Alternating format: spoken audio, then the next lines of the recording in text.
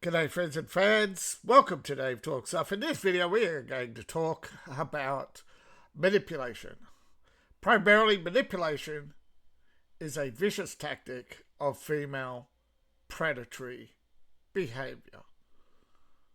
Toxic people use manipulation and women primarily use it to gain advantage over other women or in mating and dating to get control of the situation. Those who feel the need to control their environment are often leading with telltale signs long before you speak to them. They tend to be lawyers. You know that, right? Toxic people tend to be lawyers, politicians, or any position of authority and power. So that's, you look at society. It has and always been hierarchical. Now, believe it or not, it's been pretty much modelled. Every society has pretty much been modelled since Babylon on the same 7 tiers. Now, whether or not you believe the President of the United States is in the top 100 or the top 10 it doesn't matter, right? It goes pretty much, you have the percentiles usually go around 1, 3, 5, 7, 11 to 13, and then pretty much it gets, you get that sudden, so it's not a very smooth pyramid, right? You get a sudden drop off after that. So the top 4 tiers are around 23 to 25% of the population, and then you get the general bell curve, and then you get those that are left, okay? And because the majority are what women consider mediocre, right? That is, they are not in the top 100 or whatever, the top 40 under 40. All these things, women's that are presented to you every day are manipulating, and once you see it, right, you then decide, are you going to play the game or not? But most men are not playing the game, or if they are, they don't know the rules. Because in evolutionary psychology, it is predominantly dominated by female sexual aggression, or what's now called intrasexual competition. That not all women play these games, but you generally tend to find those who do are in the top percentile professions.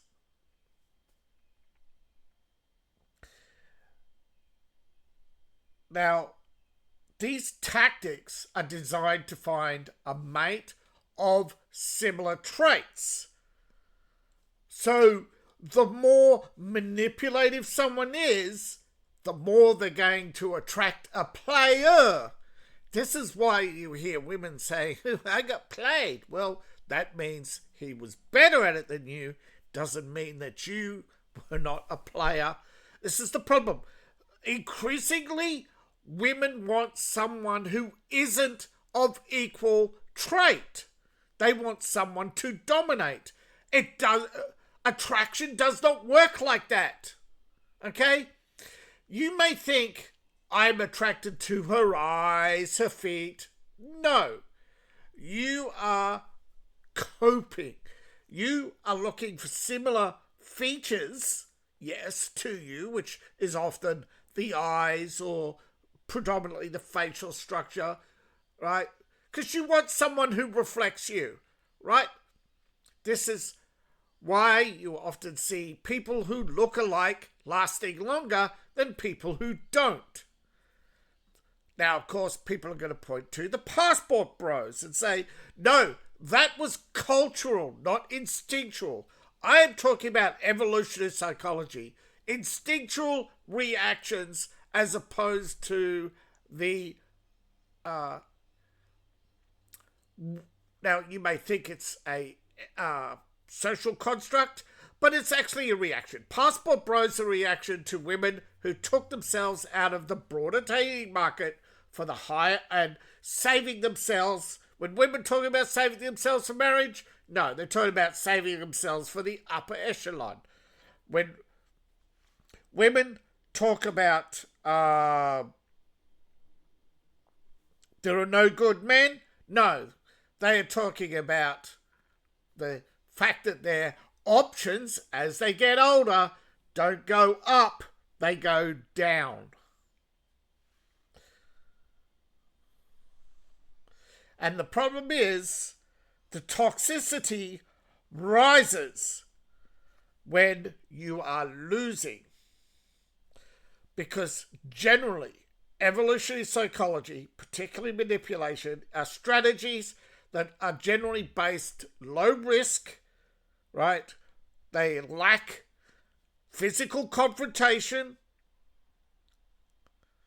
but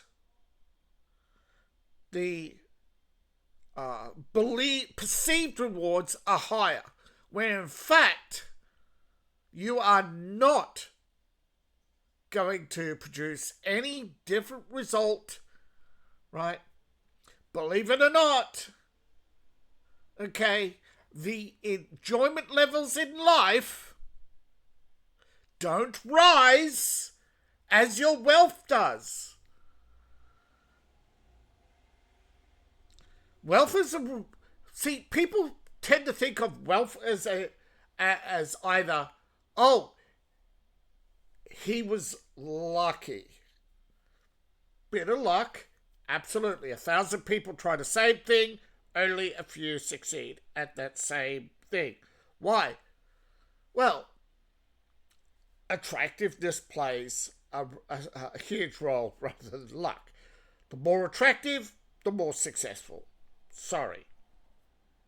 And maybe I'm apologizing to myself. But when you realize this is why women put on makeup, that is their first evolutionary psychological tactic. Low risk, believing the rewards are higher. Second tactic, and we'll get to the rest of the tactics in a moment. Every day for the past 30 years, you high-heeled pit bulls have blamed us for everything. From not being able to get into Harvard to not being able to get into stretch pants. Deny, attack, reverse victimhood,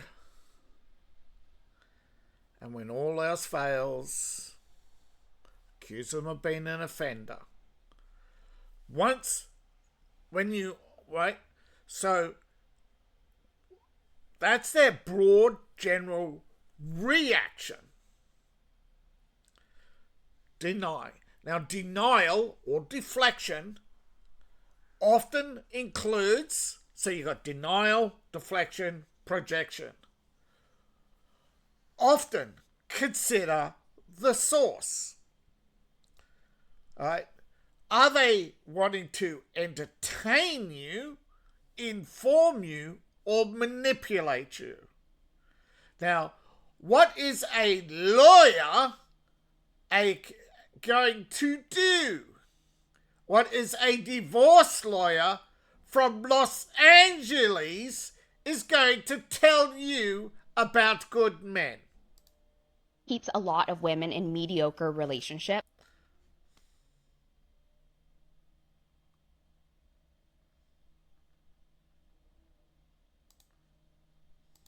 You know what?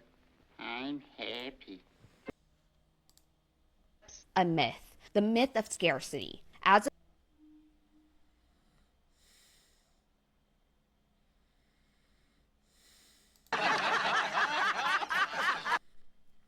Here's a fact. Yes, good men are scarce. Why? Ask yourself why. I'll play the whole video first. Divorce lawyer, I see it all the time. Women settling for less, not because they don't know what they deserve, but because somewhere along the way they were told that good men are like limited edition handbags. Wait a minute. You're a divorce lawyer. You're dealing with emotional damage. So you are in the business of divorcing people for profit. So you will always see what you want to see. Limited edition handbags? That's a scam. Unless the creator dies, even then, lo and behold, China could say, I could do it for half price. Knockoffs. No. No such thing. And notice she says limited edition handbags. Shows you where her thinking is.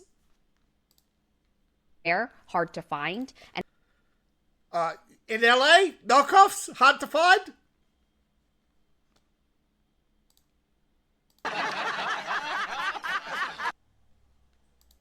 if you don't grab one now, even if it's scuffed and overpriced, someone else Like you. will. That belief is not only false, it's dangerous.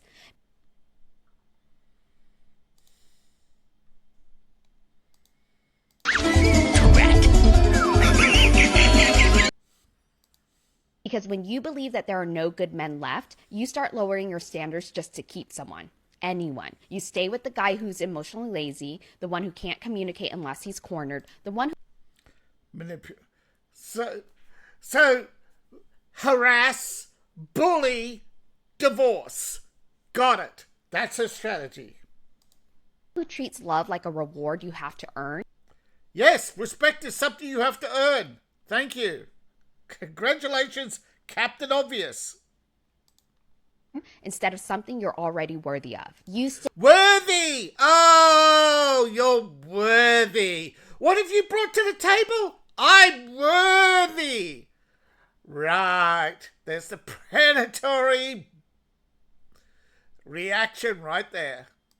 Because you think, at least he's not cheating. That's correct. That's the bare minimum standard to marriage. But he, notice it's him, not her. Accountability? No. Fling out the window. Or at least he comes home at night. Oh. So he's not allowed to have fun. Got it. Or worse, maybe this is just how men are. And that... Yes. We're not. We're very unsophisticated most of the time. We don't care about your emotions because you had them. Congratulations. Everybody has them. They're a reaction. You don't have to announce every emotion. You waste so much of our time and energy on your garbage. And that mindset, her mindset is toxic. Because it's entitled. Where she thinks you need a man for what? To bash, to manipulate, to abuse, and then get rid of, dispose. mindset turns into a slow erosion of your joy. See, it's all about her joy. Oh, my emotional joy, my happiness. I'm going to be so happy every day. What? It is the pursuit of happiness, not the guarantee of happiness. I do not exist to make you happy. I do not care that you have to be happy 24/7. Because that is impossible. Your standards, lady, are... Gosh.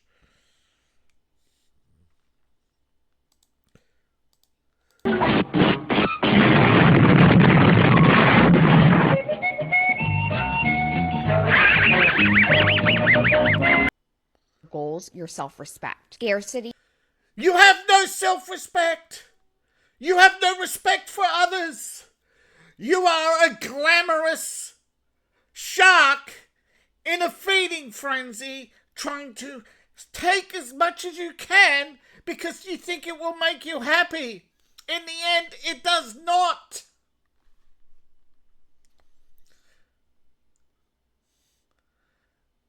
And you may not believe this, but so many rich people, particularly rich men, don't chase young women anymore. They have finally realized the pursuit of happiness is family. And when you don't give that family, they find it in other means. They satisfy themselves because they realize that you are nothing but a house cat.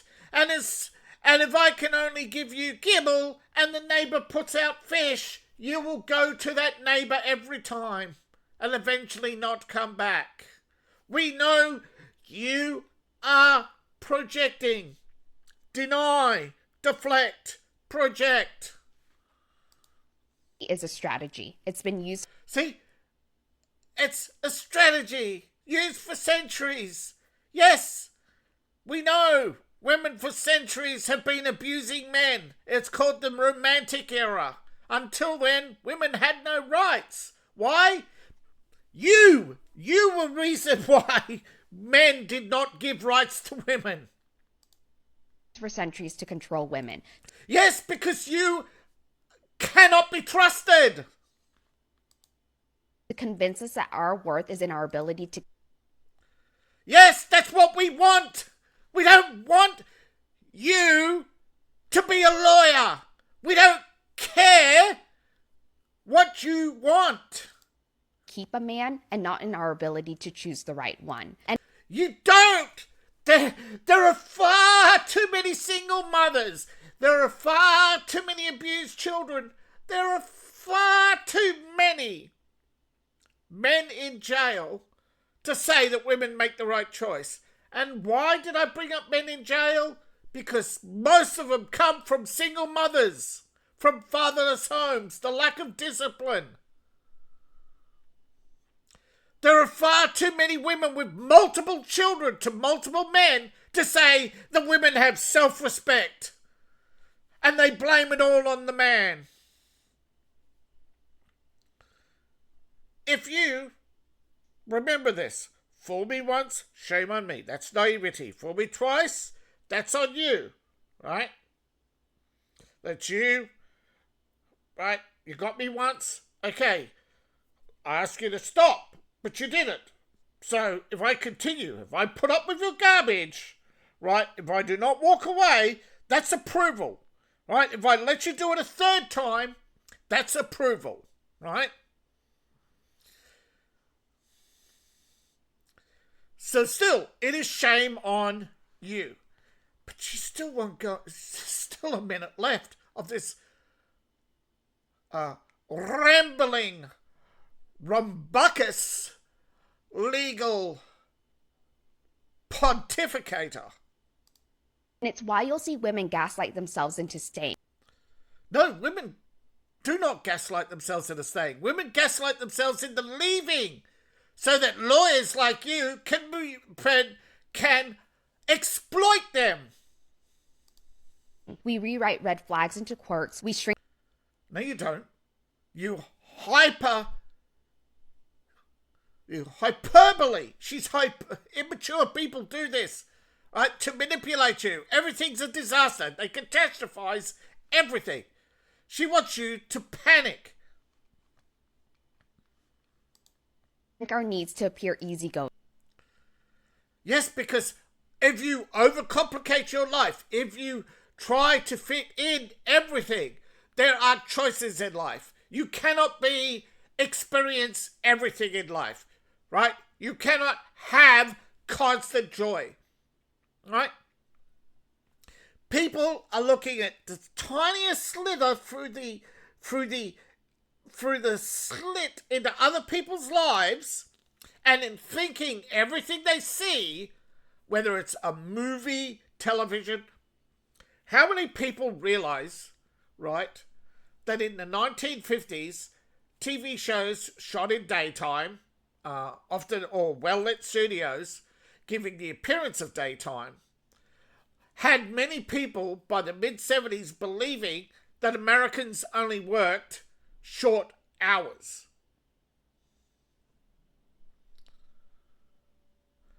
This is where the concept of the lazy American comes from. Hollywood. You didn't have Darren Stevens in Bewitched coming home at night. He came home as he pleased. But he was an advertising executive, not the common man. He was making his company millions, and he was getting paid thousands. He only became a partner at the end, and that was only on the threat of him leaving.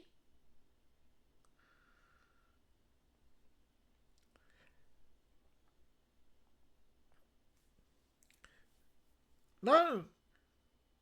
This is a horrid person. But she is trying to paint herself as a good person. Are there any good men left? And she's trying to paint the picture that you, no matter how old you are, no matter how mediocre you are, or no matter what your appearance, there's always going to be just swing every vine and accumulate. Why? So that lawyers like her can accumulate. See, divorce exploded, and it was big cities and big city divorce lawyers. They would advertise on billboards. They could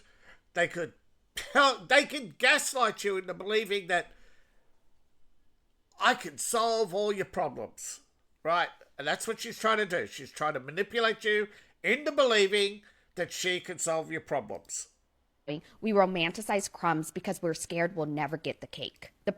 See, again, when you look at the layers of society, right, and there are many pyramid models of society.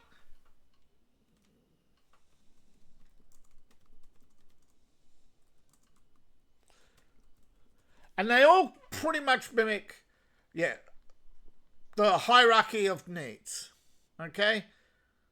Where the small minority top hold all the power and wealth, but ultimately everything stratifies, right? And it's usually 7 layers.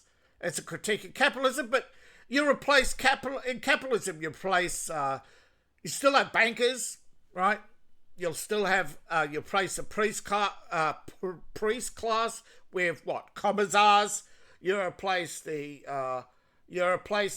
capitalist leaders with socialist committees. They still come out the same way. It's still control, right?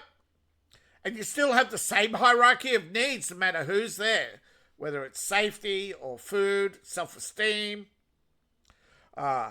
population, no matter how big the population, it'll always grow and shrink. It'll always change. You always have social economic changes when you retire. So you will always have, right, the changes in society, right? Some men come into their own late in life, where some men are only good men, right, after they've learned from their experiences, right, and realize that lawyers do not represent you at all, ever. They represent the interests of themselves, their firm, and their financial goals. The cake she's talking about, the 1%. Problem isn't that there are no good men. The problem is that we were taught to believe that we don't deserve to wait for them. No! Men do not wait for you. If you haven't figured out life by 18, they're not waiting for you to figure it out at 35 or 45 or 55. Increasingly, they do not care if you figured out life or not. Because they do not care that you want to be a strong, independent woman. Because the moment you want to be a strong, independent woman, we should and must have nothing to do with you, especially if you're a lawyer. Who betrays the most? Where lawyers, accountants, business managers, who steals the most? Is it the employee or the manager? Who has the position of power to put their hand in the cookie jar more? Right? The CFO, the CEO, the marketing, maybe.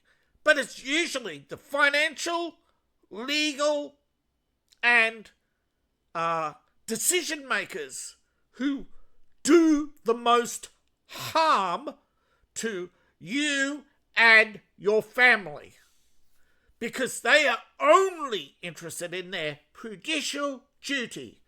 And whether it is a billionaire, millionaire, or a wannabe, whether they're a junior partner, senior partner, or a solo practicing lawyer, there is, or even a so-called, I'm pro bono, I'm a champion of the people.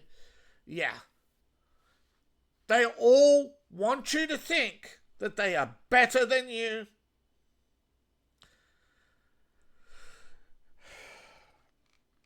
And the reality is, it's all a competitor degradation tactic. She is degrading her competition. She wants you to harm yourself so that she, the unwed lawyer, can swing from partner to partner. Usually partners in law firms as well. So she criticizes every aspect of men to get women to self-sabotage because there is no repercussions. The First Amendment protects her right to destroy your life. This is why so many people, and they sit there day after day, incessively watching TikTok after TikTok on dating advice. And do they ever get a date? Or are they ever successful? And eventually they are themselves on TikTok saying, aren't I successful? I followed this dating advice guy. Now, millions follow Andrew Tate. And I think it's a different reason. I honestly think most people are fun watching. Whereas they're not going to, and it is. They're watching for the next disaster, for the next drama. It's like watching, House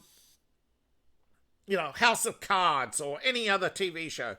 They know Andrew Tate's fiction. They're watching Andrew Tate for the fiction.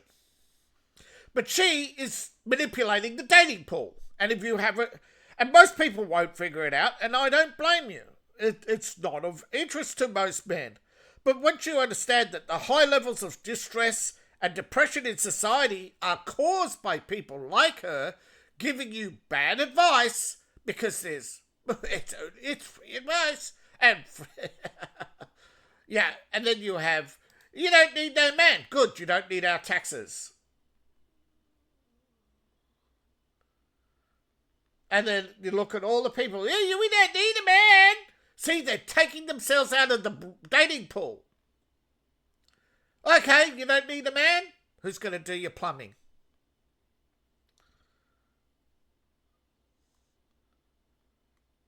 I'm 53. Yeah, are there good men left? No, I'm Do you know what 53 keeps and a I can't lot get of a women man. Well, that's your fault. operating from fear? Fear. You're the one operating from fear. You're the one denying, deflecting, and projecting. You're the one manipulating.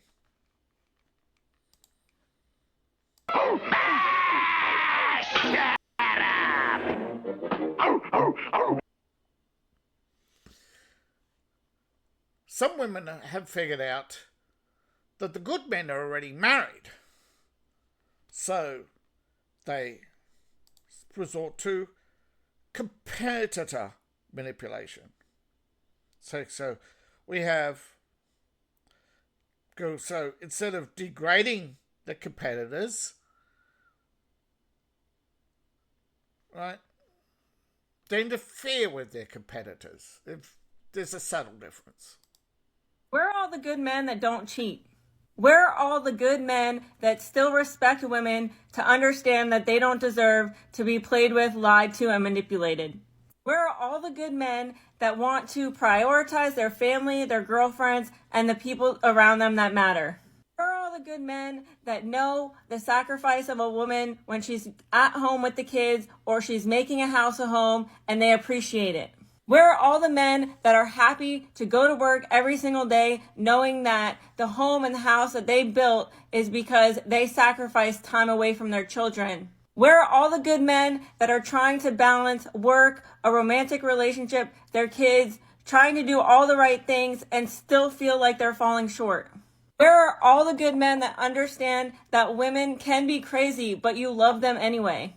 Where are all the good men? See, can be crazy and love them anyway. This is competitive manipulation. Okay, she gives bad advice to get women, right, to take themselves out of to destroy yourself, right? The degradation, right? To degrade yourself, right? To leave rivals or social groups into distress, high amounts of distress, right? Worried that you degrade yourself. And then, if they can't degrade you, right, they discourage competition, right? To convince rivals that you have, that potential mates are not worth it. Don't try, that all men are dumb, boring, or all the good men are already in a relationship, right? So, but then you find out she's a dating coach? Wait a minute. So what's she really up to? Well, she doesn't want you to succeed on your own. You got to go through her. This is also just like lawyers, dating coaches are manipulative. They manipulate you into degrading yourself, to humiliate yourself, to discourage competition. They have you to have you be competing for the lowest stratas of society while they elevate. Right? They're using you to elevate their wealth to put them in the reach of the top men. So whether they're lawyers or dating coaches, they don't have your interest at heart. That understand that things are not always going to be easy, but they're not going to go out and cheat or be out in the club to fill their ego. See, well, why are men in the clubs? Because that's where the easy women are at. Because they don't want men who don't want relationships go for easy women. So instead of making it work within their relationship. You are putting in no work into the relationship. And you're not telling women, hey, you can't, all that effort you put in on the first date, that's now the benchmark for every day from now on. That's the benchmark. Where are all the good men that still have integrity? Ignored, used, and abused. They do exactly what they say they're going to do, and they never fall short. Again, used and abused. 40% of men have given up on dating because you are not worth it. Where are these men? Because according to women, there are no good ones left. No, because all the top percentile are married or women. Competitive manipulation is when you are directly interfering with a rival's ability to find a mate. Whereas this one is indirect. She is broadcasting to a broad this is the most common vicious manipulation, to broadcast to a broad group, in this case women, to get you to not be a rival to her, to get you to divorce, to get you to lower yourselves. She's stroking your ego by telling you, well, don't lower your standards. If your man doesn't meet up, find the next one. But she's actually degrading, right? Without face-to-face, there's no direct confrontation. Whereas this one is confrontational, but her aim is to get you, right, to have the inability to find a man on your own, which degrades you differently, right? This is direct interference, as opposed, that's what dating coaches do. They interfere with your lives. These are meddlers. You find meddlers increasingly all the time. And another tactic is direct manipulation of the next generation.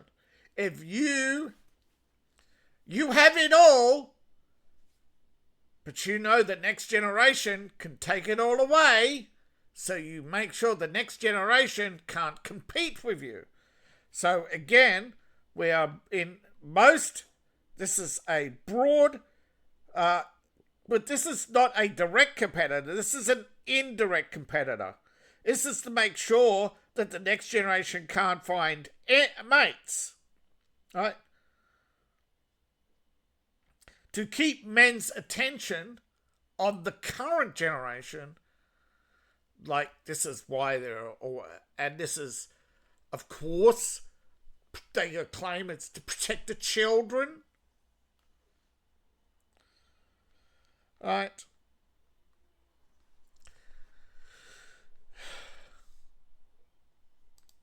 Family relationships. Why, Mom?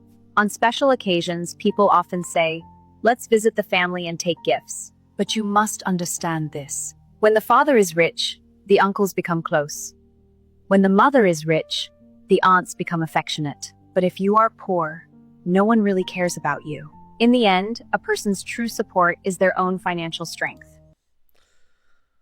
That was advice in the Sultanate to men.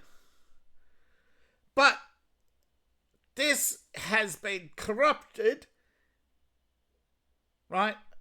And they're talking about, this is the corruption, right? This is, see, in the Sultanate, the men, in the Sultanate, lots of men were wealthy. It was one of the weirdest times in history. And until recent times, I mean, even in recent times, the number of rich people in the Middle East is still high because of oil, but it's going down because increasing costs of living. But a fisherman with a boat, right? The number of small ships and boat captains in the Sultanate was incredible, right? And you had almost a line of ships in the Arabian Sea all around the coast, all the way up down to the Horn of Africa. Why? Because they were trading spices, slaves, silk. So you had everything going from the Horn of India all the way up along the Arabian coast, all the way down to the Horn of Africa, and back again. An almost endless stream of ships from about the 7th to the 16th century. Then, as more and more Western ships with larger sails, faster ships, bigger ships, and the shift in trade, and the end of the dying in India and further beyond, the slave trade was dying. Yes, but such advice, teaching a child, right, to be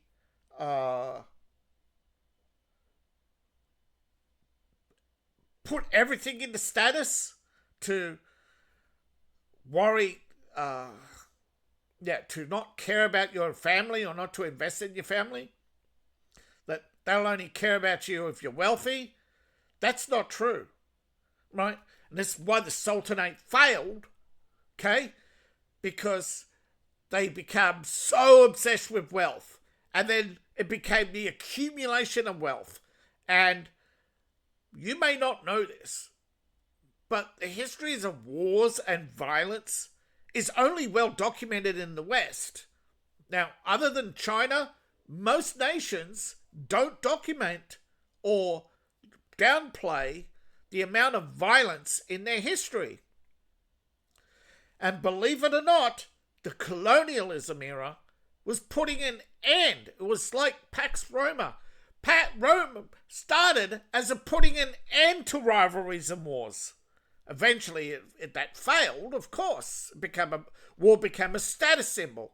But again, during the early years of colonialism, it was to put down the raids from North Africa and beyond, right? The slavers from Africa were raiding the southern coast of Italy and Spain. This is why Spain hated England and why Germany hated England. Because England would never help. They were always in it for themselves.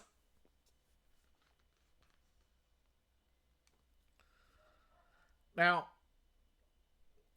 English would tell a different history, of course. But even if your relatives are wealthy, they won't simply give you money. Even if you're not entitled to it. This is the problem, right? Manipulating a child to be entitled. This is the 60s generation to the 70s generation, okay? Well, more the 60s to the 80s. If your friends are successful, they won't help you without conditions. Don't depend on anyone. Yeah. Again, this is about self-promotion. This is about me, myself, and I. Again, the whole idea behind this vicious tactic is to make her, the child, an unworthy mate. Because you think about it, what is a man really after? Someone who is there, who stands by you in good times and bad, for better and worse, for richer or poorer, in sickness and in health, and stands there to your death, and only then do you part ways. No, that may be written in the Bible, but that was it was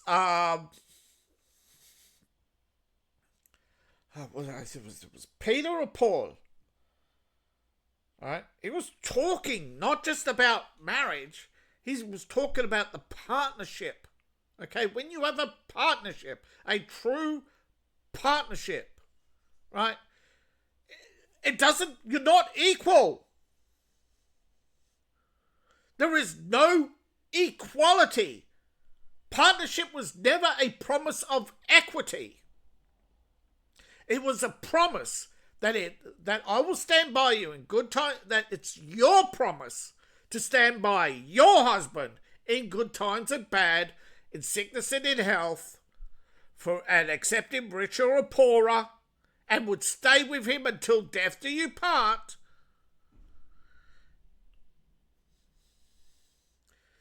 That is the strength, that you would have a stronger bond with him than your own family.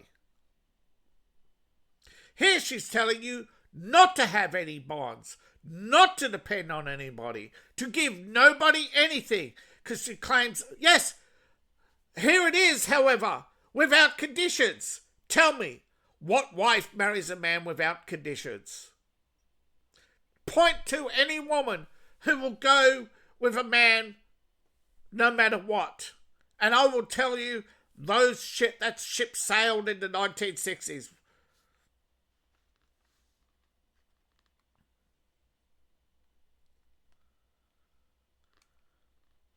But there are many good people left with God in their heart and truth in their soul, but there are increasing number of women who are trying to manipulate. Look at Jane Fonda. Manipulated all, just started off keeping women out of becoming an actress, right? Again, Harvey encouraging, even Oprah bringing young girls to meet Harvey Weinstein, right? All driving away the competition, right? It's the same with all these rituals and abuses that go on to Hollywood. It's to drive good people away.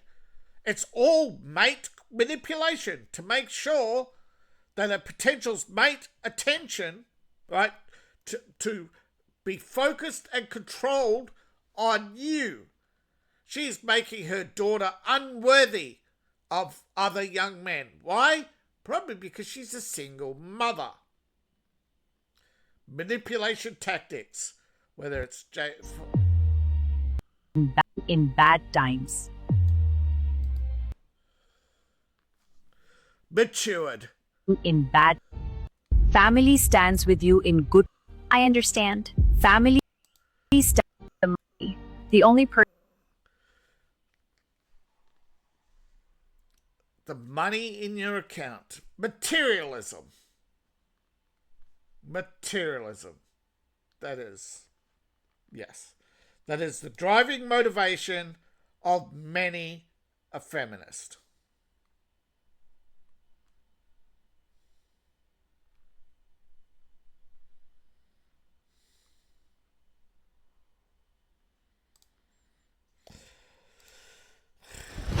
Emotional damage. And emotional damage. But Shut up!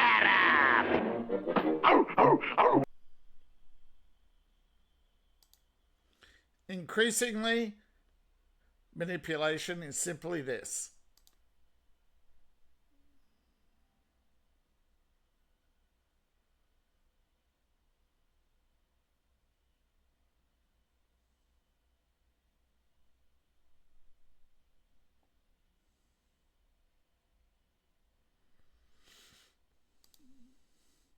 And if you haven't noticed her bruises, if you haven't noticed where her bruises are, the wrists, few to her face, few to the thighs, yeah.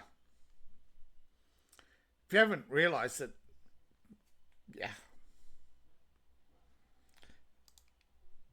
You ain't first, you're last. Self-promotion. To take advantage of stiff competition, more and more women, particularly younger women, are using cosmetics, high heels, revealing clothing, and highlighting their youth. However, it's not enough. You have status signaling, branded clothing, jewelry, promoting themselves as high value. It's not working.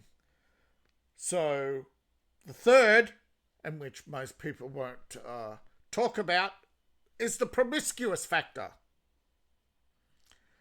How promiscuous are they? Tight pants to reveal, but you already see she's starting to get flabby on the thighs. She's starting to get signs of abuse, repeated ritual abuse. So, you know, this is either by being gripped on, cutting off the grip for a long time, cutting the circulation to her thighs, or the rubbing of her legs.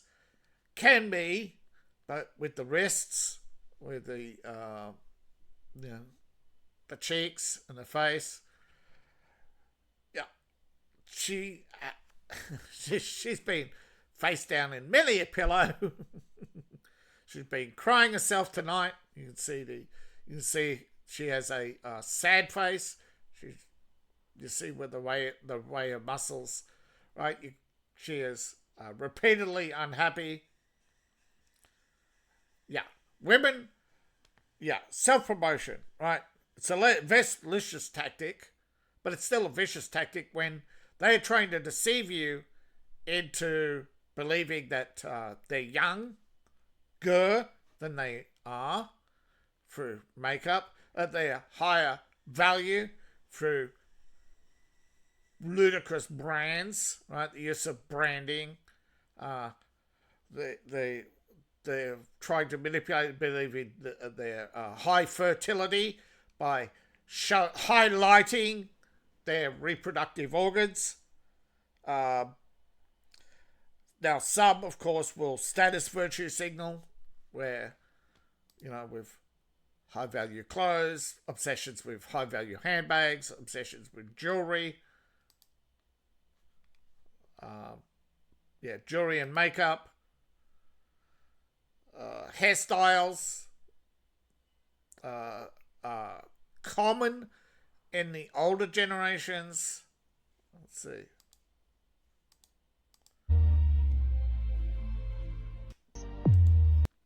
Keeps you standing. Another look, of course, with older people is to make themselves look more distinguished. The shorter hair as they get older. The posing with the umbrella. The false chastity of modest dress. Times. Understand? Family stands with The status symbols. Every culture has them.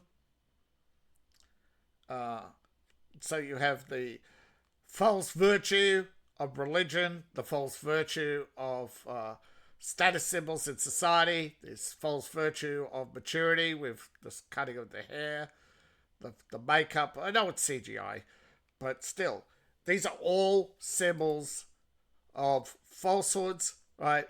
The youth, the young women grow their hair right out to show how youthful they are, because as you get older, it takes longer and longer to grow, and actually does grow shorter and shorter. Okay, does get shorter with time. So, appearance enhancements, primarily cosmetics. Increasingly, women are ditching the high heels. Increasingly, they are ditching the revealing clothing. Again, this is they're leaning towards more highlighting their youth and obsession with luxury goods. You find it in different ways, but a cheap umbrella, or even a good umbrella. But yes, those clothes, the silk wrap, that takes more time to put on than you're going to be wearing it, because let's face it, they don't wear it around the house. It's a thing they put on to go outside. So they don't put it on all the time either. It's when they want to signal. There are so many, but again, the revealing clothing, just enough to reveal, but not enough to excite, only enough to gain attention. This is a vicious manipulation tactics. Now, intensity. And this is where it gets complicated. Intensity. As women, younger women don't have to be as intense to find a mate, which is why older women are intensely attacking younger generations, particularly the grandmothers in their 50s trying to chase, or women 35 to 50 chasing, let's face it, jailbait. But they don't go to jail. So even if they're caught, it's only a slap on the wrist. High quality women always talk about mate scarcity, but in fact, well-resourced men are in short supply, and women increase their tactics. So the more aggressive a woman acts, the more likely it is she is trying to attract someone of a higher value. Whereas your average TikToker is at the moment casting a wide net. Highly attractive women are frequently targets of aggression from other women, and this is why you often see men who are high value marrying average looking women of average achievements. Women who prioritize their achievements that don't mimic the man's goals, but mimic supporting him to his goals, right? So a man has a dozen goals, right? And in that is family, a certain amount of children, a certain future for their children, or, at least a reasonable assumption that a portion of his wealth will be spared for his children. A average woman is more accepting of that, whereas a high value woman will always be wanting more, always focused on her, and she will even see her children as rivals for that wealth, as you've seen in the Victorian era, where many children were cut out of inheritances by their mothers, or often the second wives. And increasingly attractive women, now, you may believe or not believe, but when you look at divorce rates, it's not majority of men. It's the majority of women who divorce. And it's always been like that. It's the majority of cheating. Now, when you look at the dating market, here's a sad statistic. If you look at the number of men 18 to 35, 26% are married, 40% reply to most surveys as I do not have the time or money to date. So the dating pool is already cut. And then out of the remainder, 1/4 of men are homosexual. So instantly, women so you have 60% of women competing for. So there are two women for every man, and these women are all wanting to swing from vine to vine until they're ready to settle down. And is it any wonder men increasingly are either investing in themselves and checking out? And again, some say this is all part of the vicious tactic of sexual competition, that women are driving men away so that they're clearing the runway for Prince Charming on his unicorn to come down and land at her feet. Increasingly, when you are looking at particularly women like this, yes, they are surrounded once upon a time by young men who would have gladly taken care of them, but not anymore. And it's easy to tell high-value women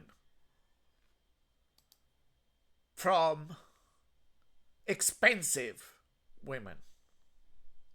And none of these are high-value women. They're all expensive women.